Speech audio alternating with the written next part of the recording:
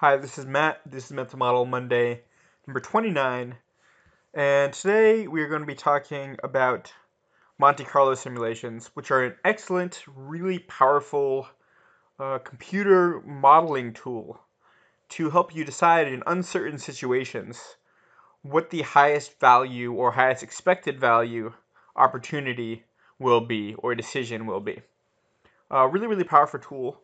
In order to go over this power tool, we're going to cover really quickly a number of different powerful mental models you need to understand this tool, which, similar to something like Worley mapping, which is a really powerful process that sort of falls out of a number of mental models you need to understand to use it.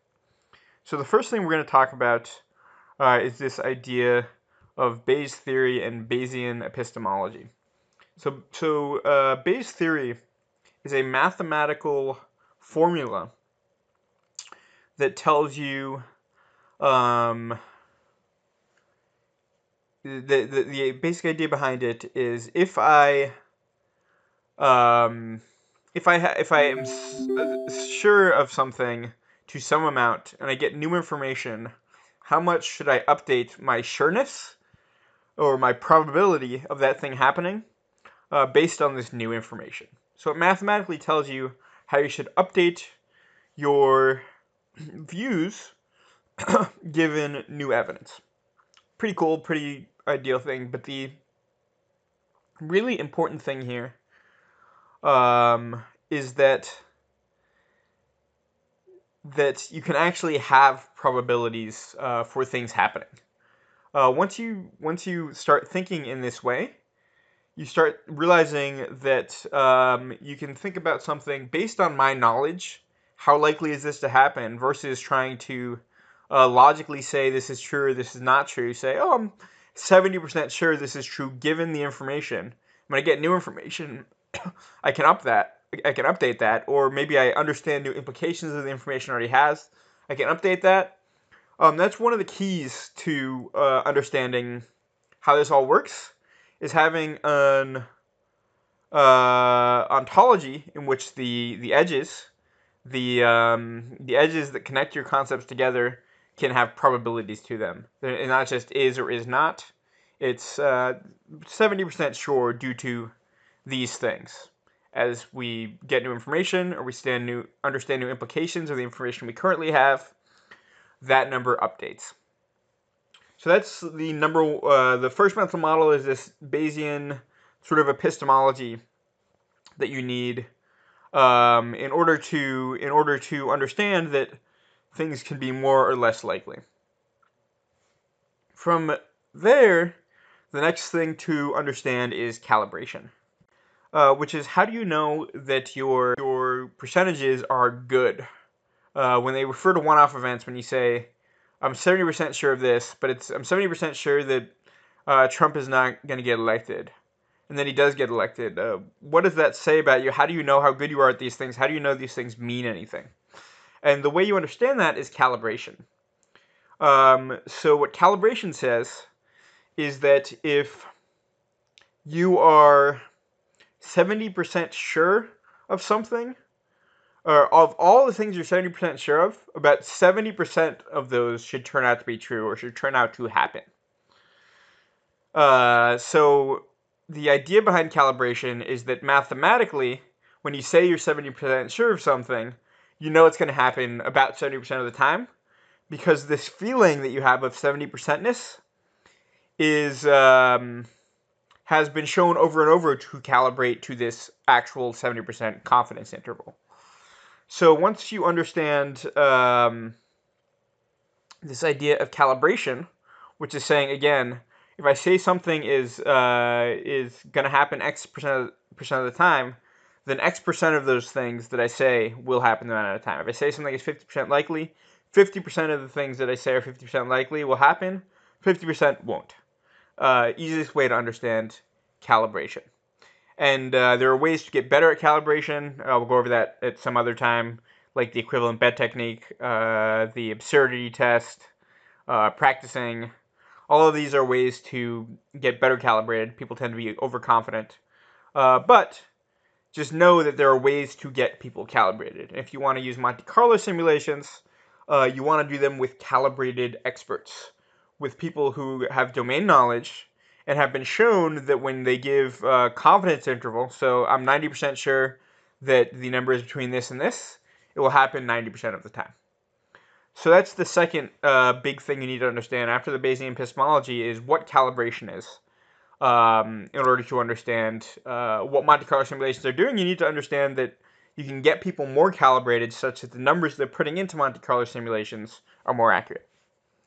The final thing you want to understand if you're doing Monte Carlo simulations is this idea of expected value.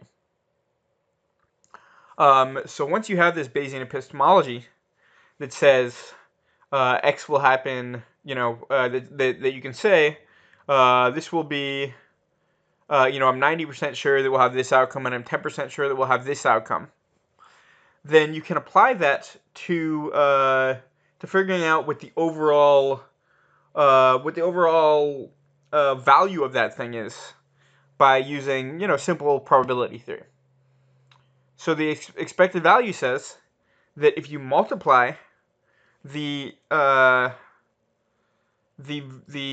overall value of some probability branch of happening times the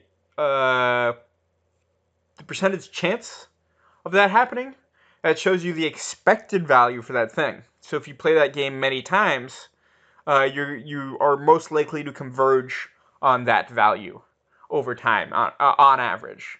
And if you are running the expected value strategy throughout your life, choosing the highest expected value thing over and over again, then and you're doing this many times, and over the course of your life, that's how you're going to get the most value.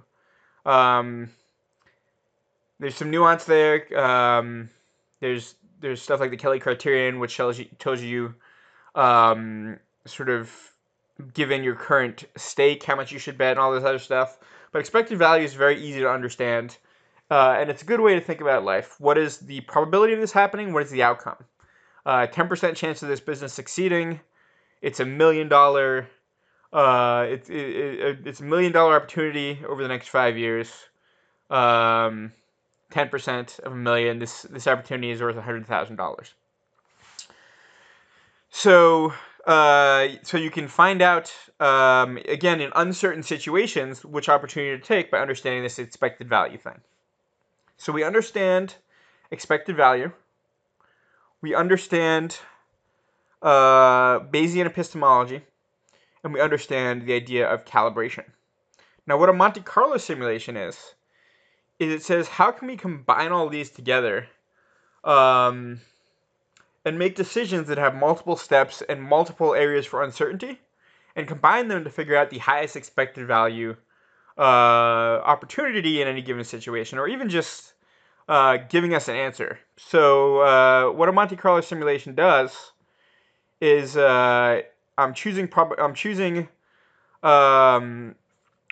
calibrated estimates for a bunch of different variables, and then I'm adding them together and multiplying them together to get information. So an example here, recently I was putting in a proposal to a company, and we were doing a very the technology we're using is sort of very new, very, very uncertain. And so when we were putting this proposal, we had to have some way to figure out how long is this going to take, how much is this going to cost, etc. And again, these are uncertainties stacked on top of uncertainties and stacked on top of uncertainties. How the heck are we going to give them an estimate? Well, it turns out, as long as we have calibrated experts, which we do, we can, what Monte Carlo simulations are good for is stacking uncertainties on top of each other and coming out with a final answer. So in this case, we came up with 3 separate options for 3 different things we could deliver. And then we said we broke those down into features. We got calibrated estimates. You can see here these are actually distributions, but the distributions are based on these calibrated confidence intervals that we just turned into a 90% confidence interval for a distribution.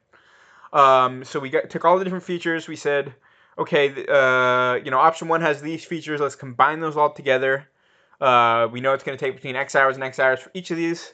Adding those all up, what is the likely range? What is the minimum? What is the maximum? And we put that inside of our proposal to this company, and it allowed us to, again, in this very uncertain environment, give them actual numbers that they could work with. Now, in this case, we didn't quite use the expected value, but you can imagine if we had a few different people that that had wanted us to submit proposals. We ran one of these, and we could look at how much they're paying versus the expected hours, and that would give us some sort of expected value for each option. And we wouldn't be able to do that, again, unless we had this Monte Carlo simulation that allows us to stack these different uncertainties on top of each other. So all the Monte Carlo simulation is doing is it's simulating, okay, I'm going to simulate, I'm going to just, roll the dice 100 times, given this distribution, and then I'm going to plug that information into the next information that you give me, and so on and so forth. So you have to come up with a model here. For how the uncertainty relates to each other. You have to have some model in your head for how this works. So in this case, our model is that the time it takes for something is the time it's going to take for each of those individual aspects added together. And then if we add more people, there's going to be some discount, because you don't just get a linear 2 times productivity improvement when you add an extra person. There's a little bit of the time lost there to stuff like communication. So we put both of those things into our model. Our calibrated experts told us how much we would lose based on more people coming on, and we went from there. So that is Monte Carlo simulations. I highly recommend Guesstimate, which is at getguesstimate.com. To check this out. I highly recommend using that if you're interested in using this tool. There are also Excel add-ons that can do this as well, but they're much more complicated than Guesstimate. I highly recommend using Guesstimate for this tool. Thanks so much, guys, and I'll catch you next time.